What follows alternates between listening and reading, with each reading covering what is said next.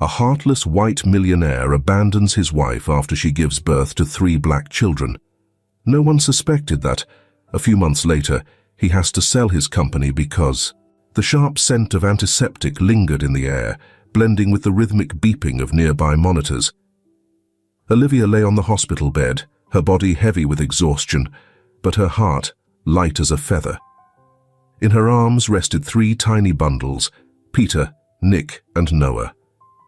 Their cries had softened into faint murmurs, their small hands curling instinctively around the edges of their swaddling blankets. "They're perfect," she whispered, her voice hoarse but filled with awe. A faint smile graced her lips, though her eyes brimmed with unshed tears. She glanced up as a nurse entered the room, her steps brisk but careful, holding a clipboard in one hand. "They truly are," the nurse said warmly, leaning closer to inspect the babies. "Quite rare, too. Triplets, and each one so strikingly unique." She gestured gently at their soft curls, darker than Olivia's own golden strands. "Beautiful," she added, her tone sincere, before making a note on the clipboard. Olivia nodded, her thumb lightly brushing over Peter's impossibly tiny fingers. She barely registered the nurse's words. Her world had narrowed to these 3 fragile beings, each one a miracle she never thought she'd hold. The door creaked open, breaking her reverie. Thomas's familiar voice preceded him. "I brought coffee," he announced with a grin, his voice buoyant as he stepped inside. He froze, mid-stride. For a moment, his smile held, hesitant. But there. Then his gaze fell on the triplets, and something flickered in his eyes. Olivia couldn't name it at first. Surprise, unease. He moved closer, each step deliberate, as if he were approaching something fragile and foreign. "There. Here," he said, his voice faltering on the last word. Olivia laughed softly, brushing off the odd tone. "Yes, Thomas. Meet Peter, Nick, and Noah." Her face glowed with pride as she gestured toward the tiny faces tucked snugly against her chest. "Aren't they wonderful?" Thomas's mouth opened as if to speak, but he quickly closed it, his jaw tightening.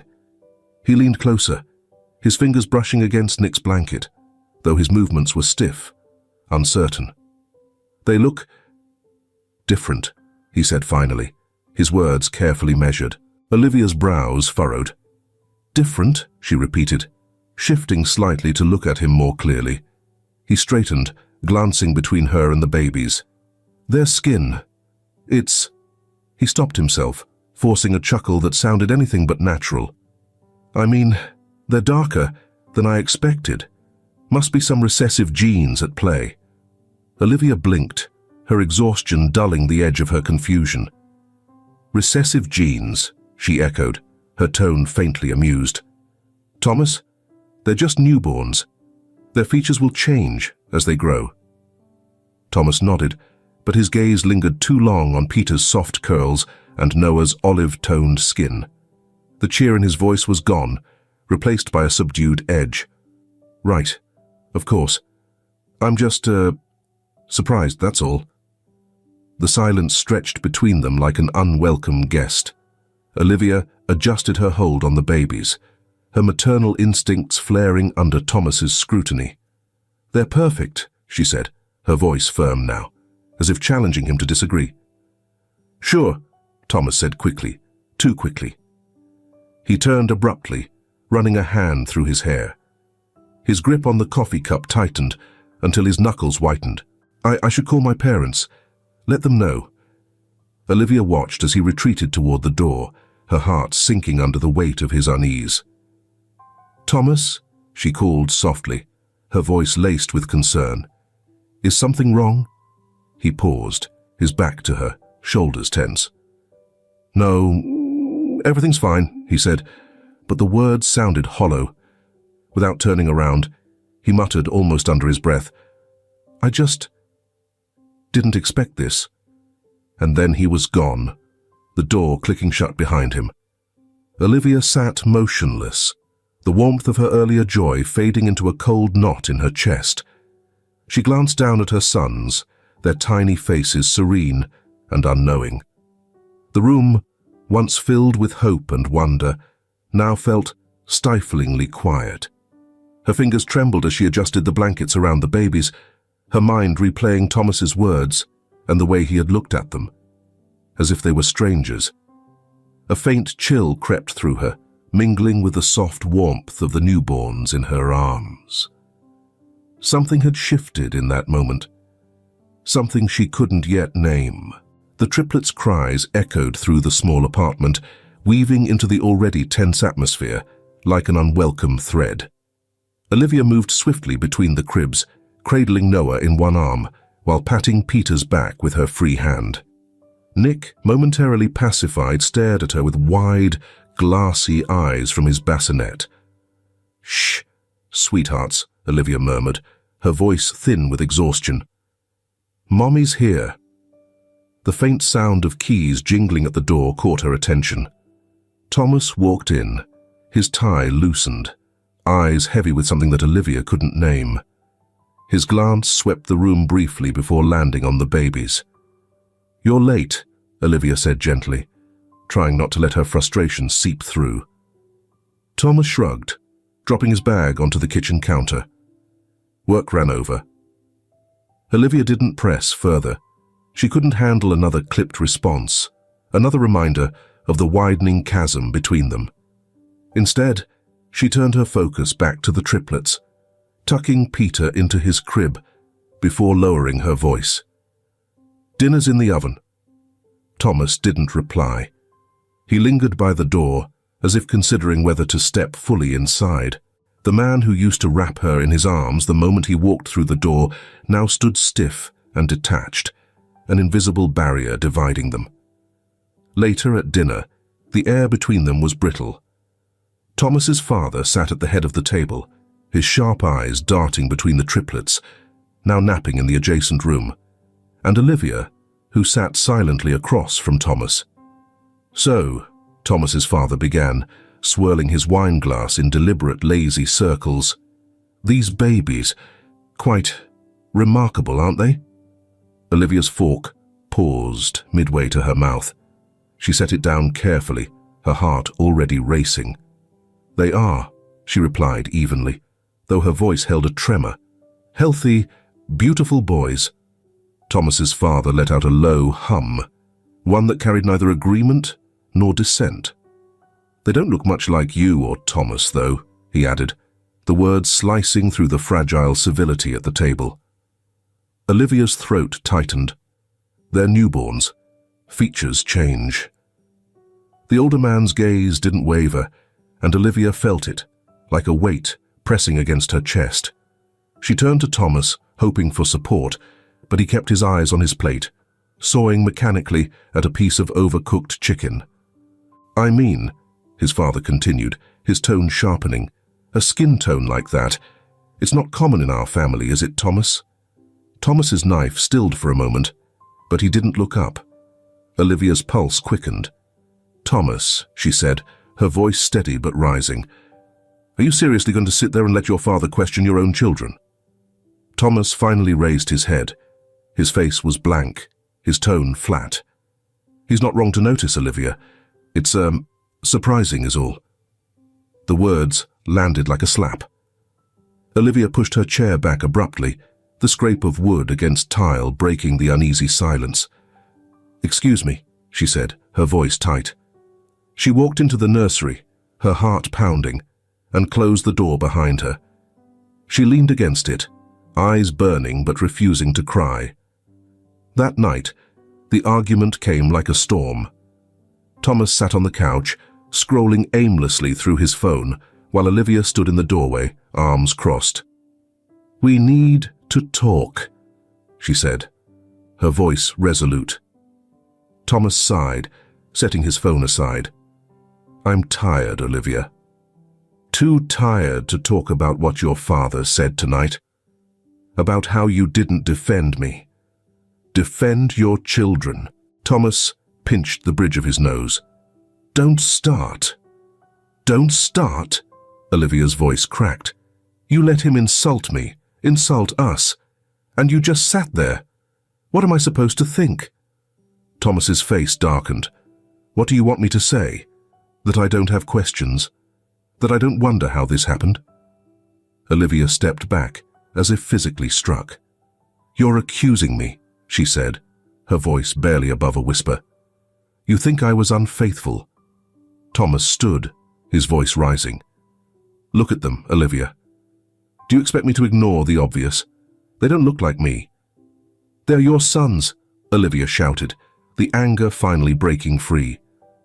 How can you even say that? I'm just saying, Thomas said weakly.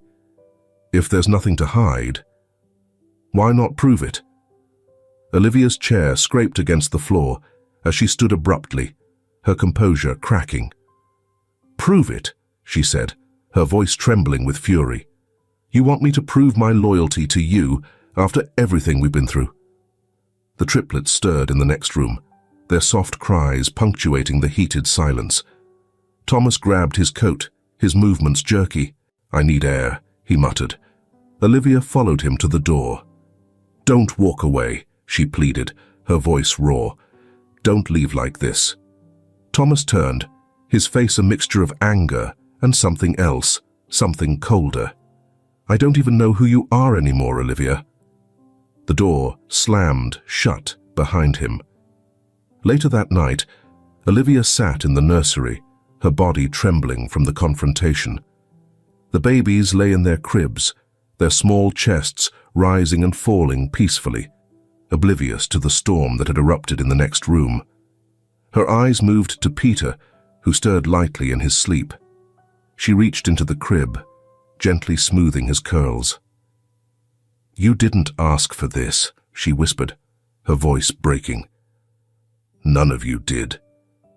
The room felt stifling, the walls pressing in as she sat among the soft glow of the nightlight. She thought of Thomas's silence, his father's smugness, and the disbelief in Thomas's eyes every time he looked at their children.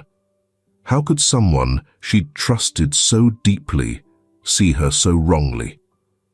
Olivia straightened, her jaw tightening with resolve.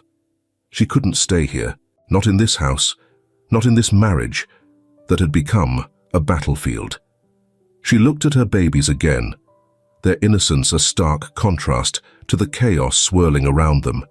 She whispered into the quiet, I'll protect you. I promise. For the first time in weeks, she felt the faint stirrings of clarity. It wouldn't be easy, but she knew what she had to do.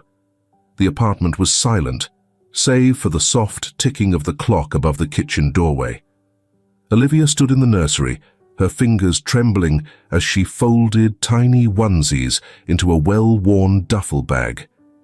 The faint smell of baby lotion clung to her hands, grounding her amidst the swirl of her thoughts. On the dresser sat a single sheet of paper. Her pen hovered above it, hesitating before finally pressing down to scrawl the words that had been sitting heavy in her chest. Thomas, I've fought so hard to keep this family together, but I can't fight alone. When you accused me, when you doubted not just me, but our children, you broke something I'm not sure I can mend. I don't know who we are anymore, or if we can find our way back. For the sake of our children, I need to leave. I need to find a place where love isn't a question, and trust isn't a test. Maybe someday, you'll understand what you've lost. Olivia. Her hand lingered over her name before placing the pen down. She folded the letter neatly, her motions deliberate, and slid it into an envelope. In the next room, the triplets stirred. Olivia wiped her eyes quickly, moving to lift Nick from his crib. He whimpered briefly before settling against her shoulder, his soft breath tickling her neck. The city was quiet under the cloak of night. Olivia loaded the last bag into the trunk of her car, her movements quick but silent. The triplets, swaddled and snug in their car seats, made only the faintest murmurs as she gently secured them. Her gaze flicked to the apartment building one last time, its shadowed windows bearing silent witness to her departure. The drive out of Boston was slow and deliberate. The weight of her decision pressed heavily on her chest, each mile pulling her farther from the life she had once fought to build. She glanced in the rearview mirror at the sleeping faces of her children, their innocence a stark contrast to the storm that had driven her away. As the city lights faded into the distance, the countryside opened before her. The sprawling fields and dense woods of Vermont welcomed her, the air growing cooler with each mile. Olivia's grip on the steering wheel tightened. She was leaving behind chaos, but what awaited her was a question she had no answer for. The gravel crunched beneath her tires as she pulled into the driveway of her grandparents' old house.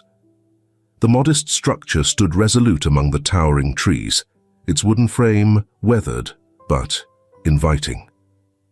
Light spilled from the front windows, and the door opened before she could step out of the car. "Olivia!" her mother called, hurrying down the steps. Her arms opened wide as Olivia approached, clutching Nick to her chest. "I didn't know where else to go," Olivia admitted, her voice breaking. Her mother enveloped her in a hug, her hand stroking Olivia's hair. "You're home now. That's all that matters." Inside, the house smelled of freshly baked bread and pine wood. Olivia moved quietly, setting up a makeshift nursery in the room that had once been hers as a child. The triplets adjusted quickly, their cries softening as they drifted back to sleep in their cribs. Exhaustion pulled at her, but sleep felt distant. Instead, Olivia wandered to the porch, wrapping a blanket around her shoulders as she stepped into the cool night air. The forest stretched before her, a sea of shadows and quiet whispers carried by the wind. For the first time in weeks, she felt her shoulders loosen. Her gaze drifted upward to the stars, scattered like distant promises against the dark. Her breath escaped in a quiet exhale. "We'll be okay," she whispered, though it felt as much a plea as a declaration. The triplets' faces flashed in her mind, innocent, trusting. She couldn't fail them. Not now. Her mother appeared behind her holding 2 steaming mugs. "Chamomile," she said, offering one to Olivia. "You look like you could use it." Olivia took the mug gratefully, wrapping her fingers around the warmth. I didn't think it would end like this," she admitted, her voice barely above a whisper. Her mother sat beside her, her hand resting gently on Olivia's. "Endings are rarely what we expect, but you've made the right choice, for them and for you." The two sat in companionable silence, the night wrapping around them like a balm. In the distance, an owl hooted, its call mingling with the rustling of the trees. Olivia sipped her tea, the warmth spreading through her chest. She turned back toward the house, where the soft glow of the nursery light filtered through the window. The triplets were safe. That was what mattered. For the first time in a long time, Olivia felt a flicker of peace. It wasn't much, but it was a start.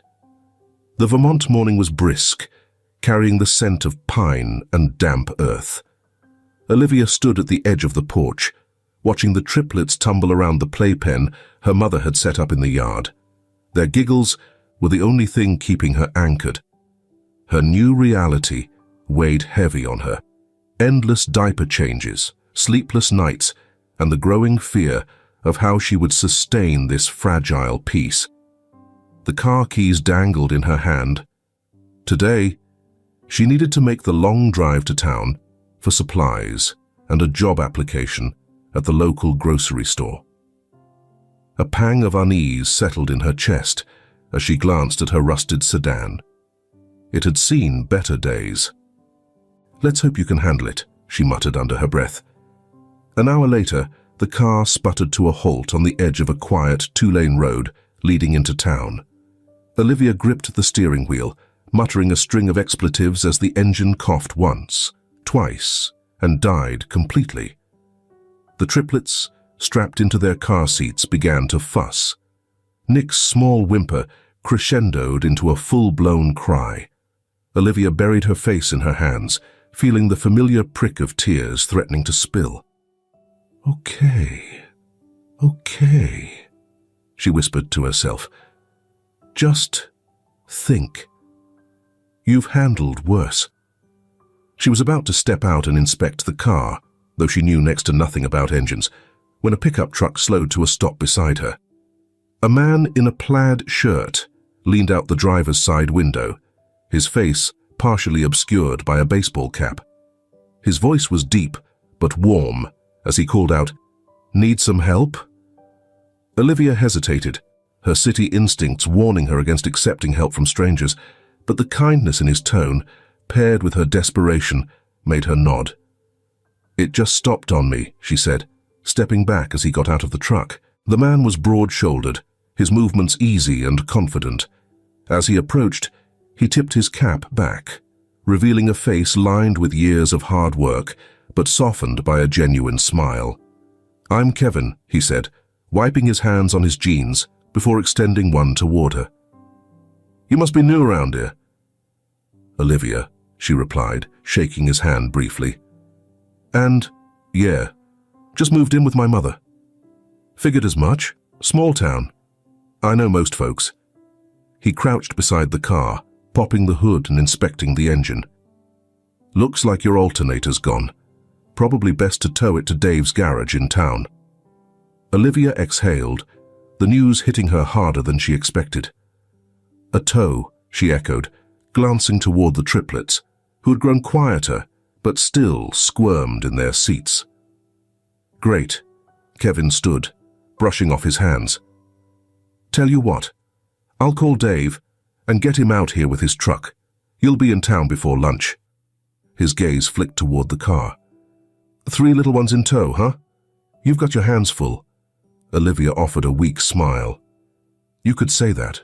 By the time Dave arrived, Kevin had managed to entertain the triplets with goofy faces and a few blades of grass plucked from the roadside. Olivia watched from the side, arms crossed, unsure what to make of the man. He was unassuming, sure, but there was something steady about him, an easiness that contrasted sharply with the chaos of her recent months. When the car was loaded onto the tow truck, Kevin turned to her. "Need a ride into town?" Olivia hesitated, glancing at her children. "I don't want to impose." Kevin smiled. "It's no trouble. Besides, I think these guys like me." He nodded toward Nick, who was now staring at Kevin with wide, curious eyes. Over the next few weeks, Kevin became a regular fixture in Olivia's life. The first time he dropped by the house, it was to return the diaper bag she had accidentally left in his truck. The second time, he brought a toolkit, fixing the loose porch railing she hadn't mentioned but had been silently cursing every day. He didn't ask questions. He didn't push. He simply showed up, always ready to lend a hand. Slowly, Olivia began to let her guard down. She let him carry groceries inside, handed him a screwdriver when he offered to fix the broken crib latch, and even allowed him to babysit the triplets while she filled out job applications. One afternoon, as Olivia folded laundry in the living room, she heard bursts of laughter coming from the yard. Peeking out the window, she saw Kevin lying on the grass, pretending to be a dragon as the triplets climbed all over him. Nick roared triumphantly, tugging at Kevin's flannel sleeve, while Peter and Noah collapsed in giggles nearby. Olivia leaned against the windowsill, a faint smile tugging at her lips. The sight was so absurdly joyful, so unguarded, that she found herself laughing quietly. It was the first time she had laughed in weeks. Kevin caught her eye through the window, grinning as he sat up. "Careful, Olivia," he called. "I might recruit them as my sidekicks." Olivia shook her head, smiling despite herself. She didn't respond, but something in her chest felt lighter. The Boston skyline loomed through the rain-speckled windows of Thomas's office. He sat at his desk, his head resting heavily in his hands. Olivia's departure had left a gaping void in his life, one he hadn't been able to fill with work, late nights at the bar, or even hollow arguments with his father.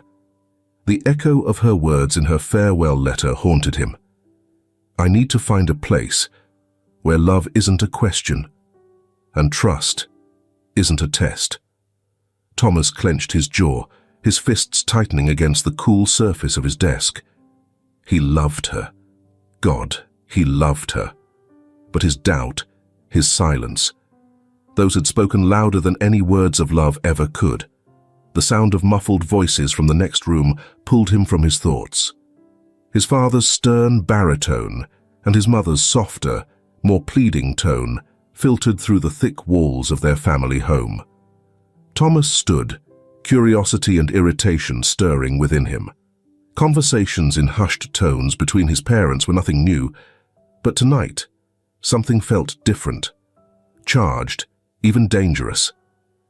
He stepped closer to the door of the study, the words becoming clearer as his father's voice rose. Helen, stop dancing around the question. Why are you so defensive about Olivia leaving? Because... There was a long pause before his mother spoke again, her voice strained. Because Thomas doesn't know everything. A heavy silence hung in the air. Thomas's pulse quickened. He pushed the door open, his presence interrupting whatever tense confession had been brewing. Doesn't know what, Mother? He demanded, his tone sharper than intended. His mother froze, her delicate hands clutching the back of a chair. His father turned to him, his expression clouded with suspicion.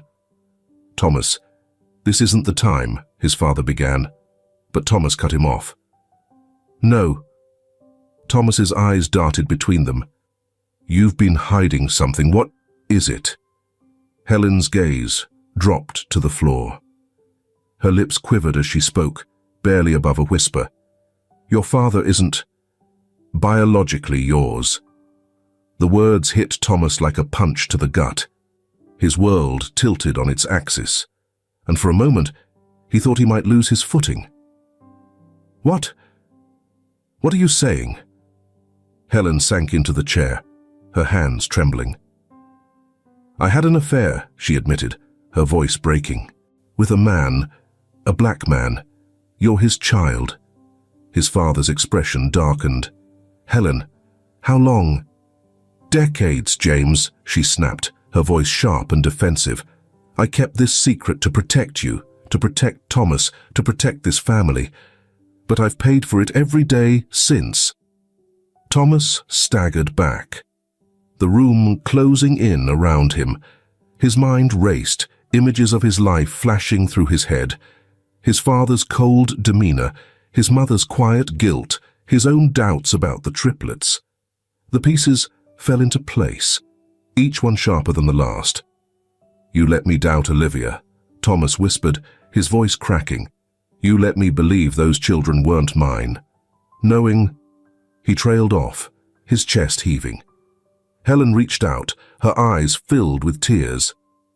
I didn't know how to tell you. You didn't know? He roared, stepping back. Do you have any idea what you've done? What I've done? His father stood stiffly, his silence cutting through the room like ice. This doesn't change the fact that Olivia... Don't. Thomas's glare silenced him. Don't you dare blame her. That night, Thomas sat alone in his apartment, a glass of whiskey untouched on the table beside him. His mind reeled with guilt, anger, and shame. He had been blind to his own insecurities, blind to his mother's lies, blind to what Olivia had needed from him. He stared at the photograph on the wall, taken on the day the triplets were born. Olivia's radiant smile, her arms cradling the babies, his own stiff posture beside her, a shadow of doubt in his eyes that the camera hadn't captured, but that Thomas now saw clearly. He pressed his forehead against the cool glass of the window, the city lights below blurring into streaks. The weight of his failure pressed heavily on his chest. Olivia had been right to leave. He hadn't deserved her. But he couldn't let it end this way, not without an apology. not without making things right. The next morning, Thomas placed a call to a private investigator. "I need to find someone," he said, his voice hoarse from a sleepless night. Olivia Hayes. She left Boston with 3 children, start in Vermont. It was a long shot, but it was all he had. As he hung up, his fingers lingered on the photograph on his desk. He traced the edge of Olivia's face, his heart aching with regret. "I'm sorry," he whispered, though no one was there to hear it. For the first time in months, Thomas felt a sliver of clarity. This wasn't just about Olivia. It was about the family he had doubted, the trust he had shattered. He didn't know if he could ever earn her forgiveness, but he had to try. Vermont's air carried a crispness that Olivia couldn't ignore, a reminder that winter was inching closer. The mornings came earlier and colder now, and each day seemed to offer her small glimpses of the life she was trying to rebuild. The triplets had adjusted quickly to their new surroundings, their laughter echoing through the house like sunlight filtering into dark corners. Olivia, however, found herself caught in a tangle of emotions. Both hope and grief pulling her in opposing directions. She sat at the kitchen table, a steaming cup of tea warming her hands. From the window, she could see Kevin in the yard, mending the fence with a quiet determination. The triplets sat in a row on a blanket nearby, entranced by Kevin's steady movements as he hammered a new post into place. Nick occasionally tried to mimic the motion, his tiny hands gripping an invisible hammer. Olivia's lips curved into a faint smile, but it faded quickly. Her chest tightened as she thought of Thomas. There were moments, especially late at night when the house was still, that her anger softened into something closer to longing. She hated herself for it, for missing the man who had questioned her integrity and broken her heart. But she couldn't deny the ache that still lingered. An ache for what they had once been, or what she had believed they were. The next day, Olivia took her first steps toward independence. With Kevin's help, she had found a part-time job at the local library, a small, quiet building nestled in the heart of town. It wasn't much, but it was a start. She found comfort in the order of it, the rhythm of shelving books and assisting the occasional patron. For a few hours each day, she could focus on something outside of her own pain. Kevin, true to his dependable nature, offered to watch the triplets while she worked. At first, Olivia hesitated. She wasn't ready to trust anyone, not fully. But Kevin had a way of disarming her defenses, not with grand gestures, but with his quiet consistency. The triplets adored him, and she couldn't deny the ease he brought to their lives. One evening, after dinner, and the triplets had been put to bed, Olivia found herself on the porch again. The stars above were sharp and clear, their brilliance undiminished by city lights. She pulled her sweater tighter around her shoulders, the chill biting through the fabric. Kevin appeared at the door, holding 2 mugs of coffee. "Mind if I join you?" he asked. Olivia gestured toward the empty chair beside her. "Of course." They sat in comfortable silence for a while, the steam from their mugs curling into the cold air. Olivia traced the rim of her cup, her thoughts heavy. Finally she spoke, her voice low. "Sometimes I don't know if I'm moving forward or just running away." Kevin didn't respond immediately. He took a sip of his coffee, his gaze steady on the horizon. "I think running away can be the first step forward," he said. "You had to leave to protect yourself. That's not running. That's surviving." Olivia looked at him, her eyes searching his face. "I feel so broken, Kevin," she admitted, her voice trembling. "What kind of mother am I, if I can't even keep it together for my kids?" Kevin set his mug down on the porch railing. "Olivia," he said softly, turning to face her fully. "You're here. You're doing the hard thing. Raising 3 kids, starting over, finding your footing. That's not broken. That's strength. Tears pricked at the corners of her eyes, but she blinked them away. Thomas, he made me feel like I wasn't enough. Like I had to prove myself even to him. Kevin's jaw tightened briefly, but he said nothing of Thomas. Instead, he reached for her hand, his touch warm and steady. You don't have to prove anything to anyone, least of all him. Olivia stared at their hands, his rough calluses, a contrast to her own delicate fingers. For the first time in what felt like forever, she felt the weight in her chest begin to lift. Kevin's words didn't fix everything, but they created space for something new, something lighter. The triplets' laughter filled the yard the next afternoon as Olivia watched from the kitchen window. Kevin had built a makeshift obstacle course, and the boys were toddling through it with wide-eyed enthusiasm. Peter crawled under a chair draped with a blanket, while Nick attempted to balance on a wooden beam Kevin had laid on the ground. Noah clapped his hands, cheering his brothers on. Olivia leaned against the counter, a soft smile playing on her lips. She hadn't felt this kind of peace in years. Watching Kevin with the boys, so effortlessly patient and playful, stirred something deep inside her. It wasn't love, not yet, but it was something close. Kevin looked up and caught her eye through the window. He grinned, lifting Nick onto his shoulders as if to say, "Look at what we've built together." Olivia chuckled softly, shaking her head. She didn't respond, but her smile lingered. For the first time, the future didn't feel so daunting. There was still hurt, still anger, still the shadow of Thomas's betrayal.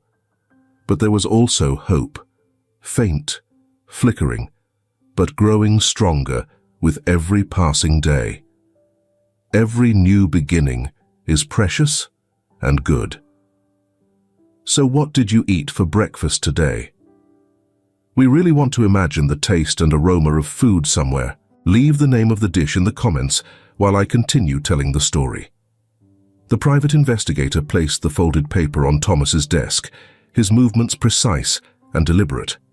It wasn't easy, he said, adjusting his tie as though the effort of the search had been monumental. She's staying in Vermont, small town, barely a blip on the map. Quiet, tucked away, just starting over. Starting over. The words lingered in Thomas's mind like a stubborn echo. He had imagined her every day since she'd left. The way she held the triplets close, the determination in her eyes when she packed her things. He wondered what she looked like now, if the hurt he'd caused still shadowed her face, or if it had been replaced with something stronger. Thomas's hand hovered over the paper before finally picking it up. The address was handwritten in neat, blocky letters. Vermont. He exhaled deeply, staring at the words until they blurred. 5 months.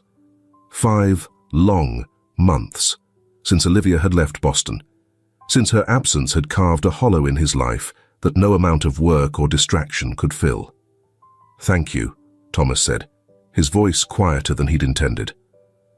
The investigator nodded once and left without another word, the door clicking shut behind him. Alone in his office, Thomas turned the paper over in his hands. Vermont.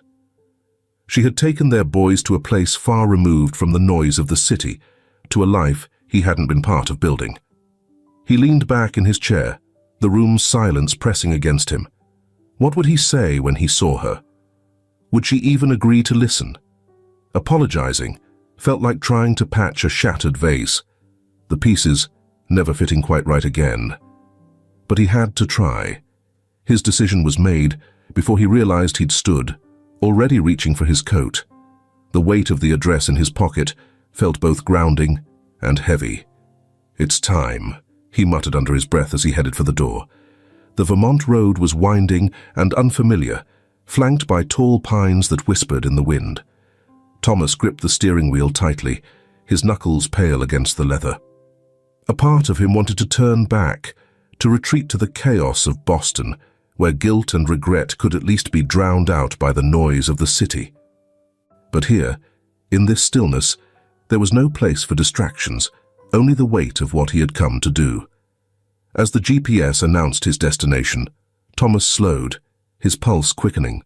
The house came into view, a modest structure nestled against the forest, its porch bathed in soft sunlight. Laughter floated through the air, and Thomas's chest tightened at the sound. He parked the car a safe distance away, out of sight, and stepped out into the cool, crisp air.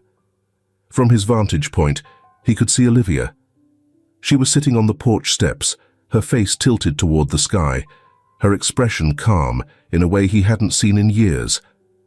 Nearby, the triplets giggled and toddled around Kevin, who was on all fours pretending to be a lion. Noah clung to Kevin's back, squealing with delight, while Nick and Peter darted in and out of his reach. Thomas's breath caught in his throat. The scene before him was so achingly different from the life he had left behind. The woman who had once been consumed by his doubts and accusations now radiated a quiet strength. She looked happy. Thomas stayed rooted in place, hidden behind the cover of the trees. He had prepared himself for this moment, rehearsed what he would say, how he would apologize. But now, seeing Olivia like this, words seemed meaningless. What right did he have to disrupt the peace she had found? What could he possibly offer her that she didn't already have? He reached into his pocket and pulled out the letter he had written the night before. It was neatly folded, his handwriting careful but hurried, the ink smudged in places where his hand had trembled. He unfolded it once more, reading the words he had poured from his heart. Olivia, I don't know where to begin. How do you ask forgiveness for something unforgivable? For doubting the person who deserved your trust the most? For failing you and failing our children? You were right to leave, and I don't blame you. I only blame myself. For my silence, for my cowardice, for letting my own insecurities poison what we had. I see that now, in ways I couldn't before. And knowing the truth about myself doesn't make it easier. It only deepens my regret. I was blind, Olivia. Blind to the beauty and strength you gave to our family. Blind to the miracle of our boys. I see them in my mind, every day. Peter's determined little frown, Nick's wide-eyed curiosity, Noah's infectious laugh. I see them, and I know I don't deserve to be their father. But more than that, I know I don't deserve you. I won't ask for a second chance, because I know it's not mine to ask. All I can say is that I'm sorry. I am so sorry, Olivia, for everything. I only want you to be happy. If you found that happiness now, hold on to it. You deserve every moment of it. Please know that wherever I go, a part of my heart will always remain with you and our boys. Thomas. The sound of Olivia's voice drew his attention back to the house. She was calling the boys to her, scooping Peter into her arms while Kevin carried Noah on his shoulders. Nick trotted behind them, clutching a leaf he had found, his face glowing with pride. Thomas's chest tightened painfully. He folded the letter carefully and stepped closer to the house, his movements slow and deliberate. He placed the envelope on the porch, near the door where Olivia would see it, then stepped back quickly before he could second-guess himself. As he walked back to his car, he stole one last glance at the house. Olivia had settled into the porch swing with Peter on her lap, the other two boys climbing up beside her. Kevin stood nearby, laughing at something Nick had said. They looked like a family, a real one. Thomas climbed into his car and closed the door softly. He sat there for a long moment, staring through the windshield at the life he had lost. Then, with a deep breath, he started the engine and drove away. Olivia found the letter later that evening, after the boys had gone to bed. She recognized Thomas's handwriting immediately, her stomach twisting as she unfolded the paper. She read it slowly, her eyes lingering on each word, her heart catching on the raw emotion in his apology. By the time she reached the end, tears were streaming down her face. She pressed the letter to her chest, her emotions swirling in a chaotic mix of sadness, closure, and something like relief. She sat there for a long time, the letter still in her hands. She felt the full weight of her anger and grief lift slightly, replaced by a tentative peace. Thomas's words didn't erase the past, but they gave her something she hadn't realized she needed: an ending. Outside, the stars were bright and sharp, the night air cool against her skin as she stepped onto the porch. She looked out at the woods, as if expecting to see Thomas's silhouette lingering there. But the road was empty, the world silent, except for the rustling of leaves in the breeze. Olivia took a deep breath, the letter still clutched in her hands. "Goodbye, Thomas," she whispered, her voice steady. And for the first time, it felt like the start of something new. 2 years passed so quickly, the painful memories seemed to melt into the ocean. The triplets were unusually quiet, their chubby faces tilted in curiosity as they watched Kevin fiddle with the candles on the dining table. Olivia noticed how the faint light danced against his features, softening the edges of his strong jaw and kind eyes. The house smelled of baked chicken and rosemary, the warmth of the kitchen chasing away the autumn chill that seeped through the windows. Dinner had been a small celebration, a simple evening shared between Olivia, Kevin, and the boys. The triplets had taken turns giggling at Kevin's exaggerated stories of wrestling wild bears in the Vermont woods. Olivia found herself laughing along, her heart lighter than it had been in years. After dessert, Kevin cleared his throat. "I have something I want to say," he began, his voice steady but softer than usual. The triplets quieted immediately, sensing something important. Olivia's brow furrowed, but before she could speak, Kevin reached into his pocket and pulled out a small, wooden box. Her breath caught. "Olivia," Kevin said, kneeling down so he was eye level with her. "I didn't know my life was missing anything until you and these boys walked into it. You've shown me what family can look like, what it feels like to love without conditions. And I want to spend the rest of my life proving that to you." Her hands flew to her mouth as the boys began to cheer. Nick tugged at her sleeve. "Say yes, Mommy," he exclaimed, his face lighting up like the candles on the table. Tears brimmed in Olivia's eyes. Her voice trembled as she spoke. "Kevin, I don't know what to say." "Say yes," Kevin whispered, his tone gentle, his smile unwavering. The triplets clambered into her lap, their tiny voices echoing in agreement. Olivia looked at Kevin, his patient love evident in every line of his face. The room blurred as tears slipped down her cheeks. "Yes," she finally said, her voice cracking. "Yes, Kevin." The boys whooped in triumph, hugging her tightly as Kevin slipped the simple gold band onto her finger. He stood, pulling her into his arms, and for the first time in years, Olivia felt like she was exactly where she belonged. The weeks that followed were a whirlwind of quiet excitement. Word of the engagement spread quickly through the small town, and soon the community rallied around Olivia and Kevin to help prepare for their wedding. Neighbors arrived with baskets of fresh flowers and hand-stitched linens. The local baker offered to make the cake, while the church lent its small chapel for the ceremony. Olivia's mother was a whirlwind of activity, sewing ribbons into the boys' tiny suits while doting on her daughter in rare moments of stillness. "You deserve this," she said one evening, resting her hand over Olivia's. "Don't let the past keep you from accepting the happiness in front of you." The wedding day arrived with the golden glow of late autumn. The chapel was modest but beautiful, adorned with wild flowers and candles that filled the room with warmth. Olivia stood at the entrance, her gown simple yet elegant, her heart racing as the triplets tugged at her skirt impatiently. "Let's go, Mommy," Peter urged, his small hand in hers. She nodded, taking a steadying breath before stepping into the chapel. Her eyes found Kevin immediately. He stood at the altar, his face breaking into a smile that melted away any lingering doubts she had. The ceremony was brief, but filled with quiet joy.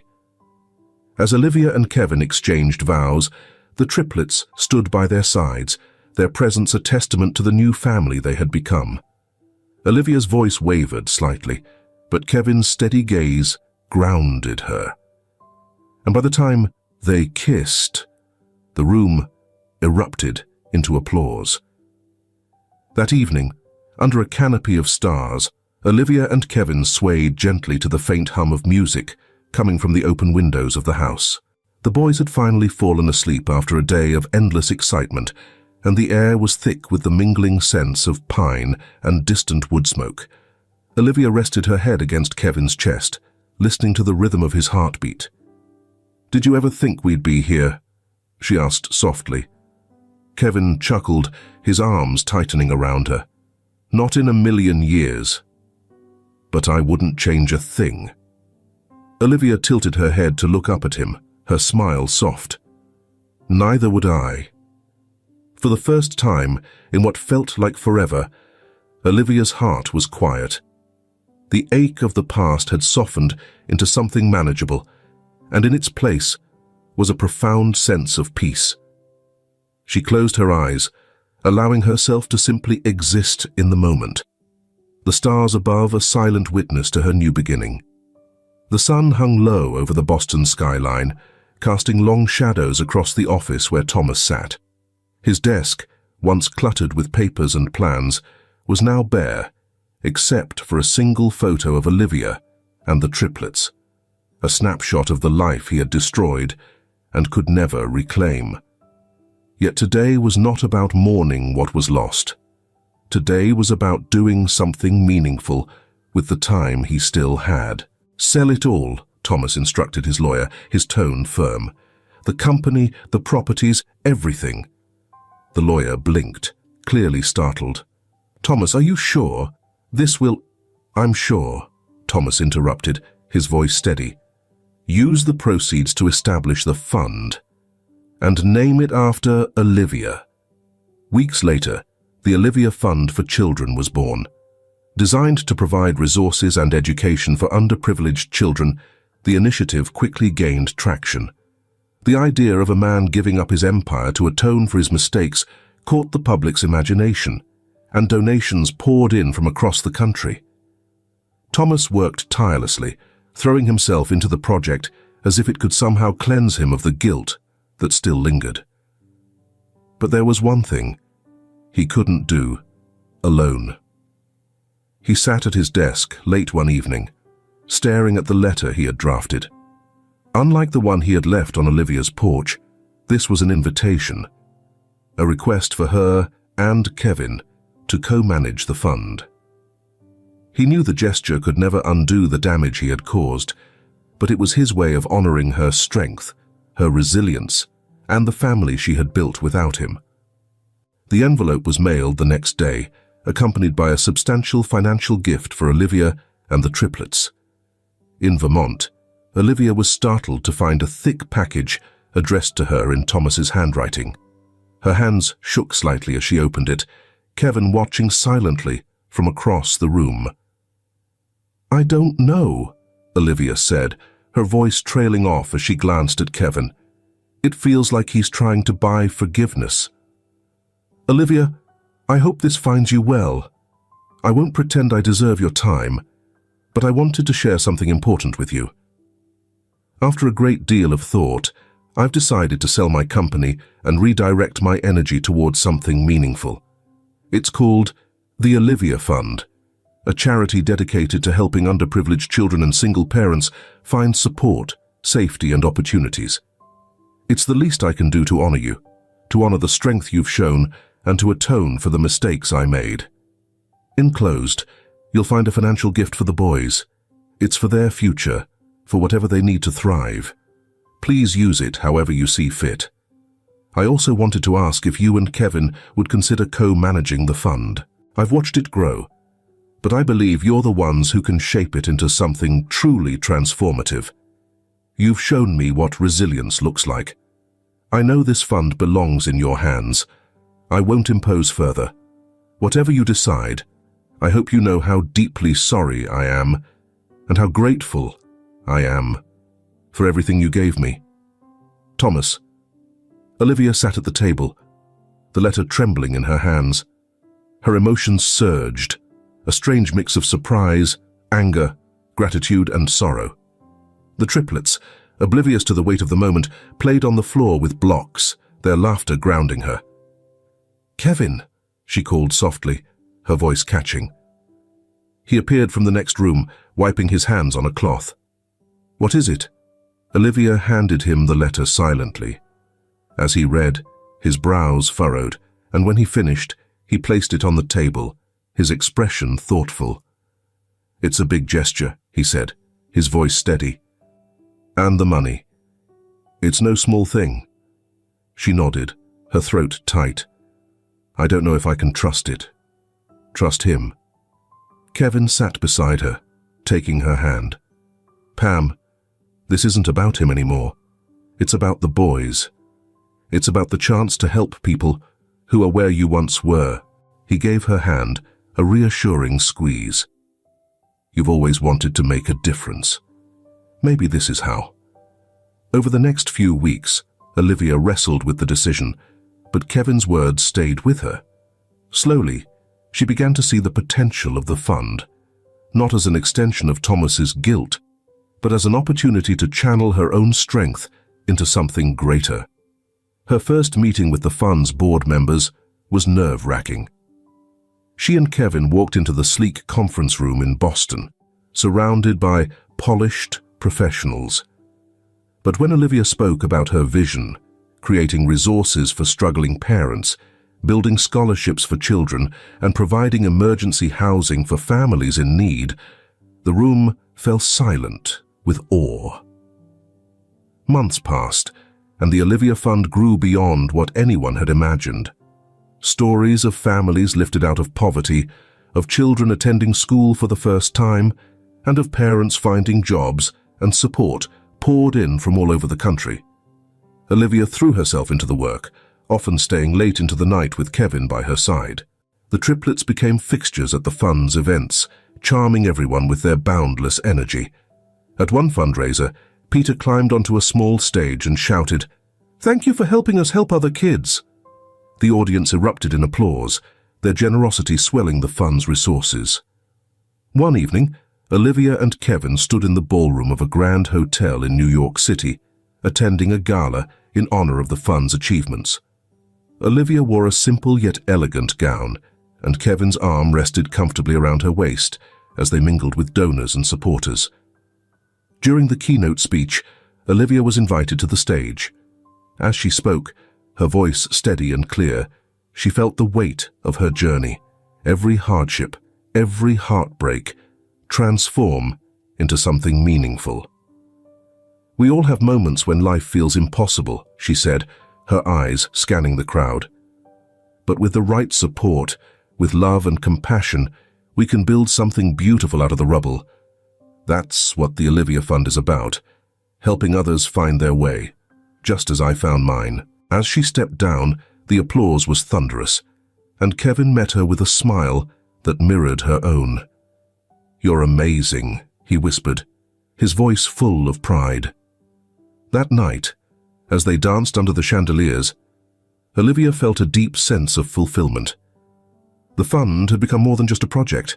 It was a legacy, a testament to resilience and love.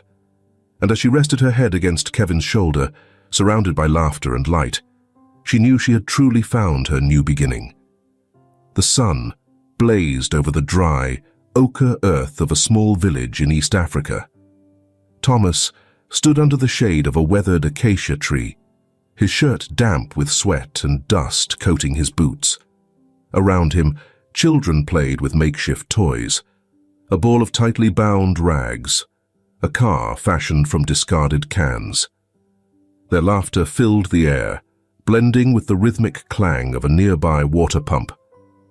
"Mr. Thomas," a boy called out, running toward him with an oversized book clutched to his chest. His grin was as wide as his sunburnt cheeks. "I finished the chapter you gave me." Thomas crouched to meet the boy's gaze, his face breaking into a smile. "Let's hear it then," he said, gesturing for the boy to read. The child launched into an animated recitation, his words spilling over themselves with excitement. The simplicity of this life was a balm Thomas hadn't known he needed. Gone were the skyscrapers and boardrooms of Boston, replaced by clay huts and the warmth of a community that asked for nothing but his presence. For the past 5 years, Thomas had poured himself into volunteer work, building schools, teaching children to read, and repairing wells. Each day brought small but meaningful victories, and with them, a sense of peace he had never thought possible. That afternoon, Thomas stopped by the village's small community center. The corrugated tin roof rattled in the wind as he stepped inside. The air cooler, but still carrying the earthy scent of clay floors. A group of locals had gathered around an old television, their voices hushed as a news segment played. He was about to walk past when a familiar name caught his attention. His footsteps faltered, and he turned toward the screen. There she was, Olivia, radiant and confident, standing at the forefront of a gala for the Olivia Fund. Beside her was Kevin, holding Nick in his arms, while Peter and Noah stood proudly by their mother's side. The segment highlighted the fund's achievements, its impact on countless families, and the personal resilience of its namesake. Thomas's breath hitched. He stepped closer, his focus narrowing to the glow of Olivia's smile as she spoke about the fund's mission. Her voice carried the same warmth he remembered, but now it was laced with something new: peace, fulfillment, joy. The segment ended, and the room burst into conversation, but Thomas remained rooted in place. His chest ached, not with regret, but with something gentler: pride. Later, as he walked back to his small home on the edge of the village, Thomas reflected on what he had seen. Olivia was thriving, and her happiness was undeniable. Kevin's steady presence, the boy's laughter. It was a life he could never have given her, and one she so richly deserved. Thomas reached his porch, the sun sinking low over the horizon. He sat on the steps, watching as children played in the distance. The sounds of their laughter mingled with the distant call of evening birds. For the first time, he allowed himself to truly let go. Olivia's happiness was no longer bittersweet. It was a testament to what she had endured and overcome. And in some small way, knowing he had contributed to her journey brought him a sense of closure. As the stars began to emerge, Thomas turned his gaze upward. The vastness of the sky mirrored the boundless possibilities he saw in the children he worked with. Their resilience, their hunger to learn, reminded him daily of the second chance he had been given, not to reclaim what he had lost, but to build something meaningful in its place. A faint smile touched his lips as he stood and walked inside, his steps purposeful. He didn't need headlines or accolades to validate his work. The laughter of the children, the water that flowed from the wells he had helped repair, those were the legacies that mattered now. And as he sat at his small desk, preparing lessons for the next day, Thomas felt a quiet sense of fulfillment settle over him. His life wasn't perfect, but it was enough. The Vermont farmhouse buzzed with life.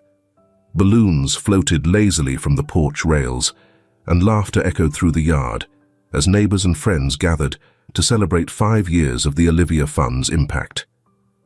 The triplets, now 7 years old, darted between guests, their boundless energy lighting up the party. Olivia stood in the kitchen, arranging a platter of fruit, while Kevin poured lemonade for the children. She paused for a moment, looking out the window at the gathering. The sight of familiar faces, families who had been helped by the fund, neighbors who had rallied around her when she needed them most, filled her with a sense of pride. "Time to sit, Mom," Peter announced, bounding into the kitchen with his brothers close behind. Nick held a large, leather-bound scrapbook in his hands, his face alight with excitement. "What's this?" Olivia asked, letting Peter tug her toward the dining table where Kevin was already seated. "It's from us," Noah chimed in, bouncing on his toes. The boys placed the scrapbook in front of her, and Nick carefully opened it. Inside were photographs, clippings, and handwritten notes chronicling the fund's journey. Pictures of children smiling with new backpacks, families in front of their newly built homes, and even candid shots of Olivia and Kevin at various fundraisers filled the pages. "We made it with Grandma," Peter explained, his voice proud. "So you can see how awesome you are," Olivia laughed, her eyes welling with tears. She flipped through the pages slowly, her fingers brushing over the images. One note, written by a single mother the fund had helped, read, "Because of you, I could keep my family together. Thank you for giving us hope." Olivia looked up at Kevin, her voice soft. "Did you know about this?" Kevin grinned. "They wouldn't let me touch it. Strict orders from the creative directors over here." He gestured toward the triplets, who beamed proudly. Later that evening, after the last guests had left and the boys were asleep, Olivia and Kevin sat on the porch swing, the scrapbook resting between them. The night was quiet, the sky above scattered with stars. Olivia leaned into Kevin's shoulder, her voice thoughtful. "Sometimes I still can't believe how far we've come." Kevin kissed the top of her head. "You've built something incredible, Pam. Not just with the fund, but with the boys, with us. You should be proud." "I am," she said, her voice tinged with emotion. "But it wasn't just me. It was you, and Mom, and this community. Even Thomas, in a way. He gave us the chance to make this happen." Kevin nodded. "He did. And you turned that chance into something amazing." Olivia thought of the journey that had brought her here, the heartbreak of leaving Boston, the years of rebuilding, the quiet support of Kevin, and the love they had found together. Her life was unrecognizable from the chaos she had left behind, and for that, she felt nothing but gratitude. Far away, in a small village in East Africa, Thomas stood outside a schoolhouse he had helped rebuild. The sun was setting, casting a golden glow over the dusty landscape. Children gathered around him, their voices rising in song as they practiced for an upcoming celebration. Thomas smiled faintly.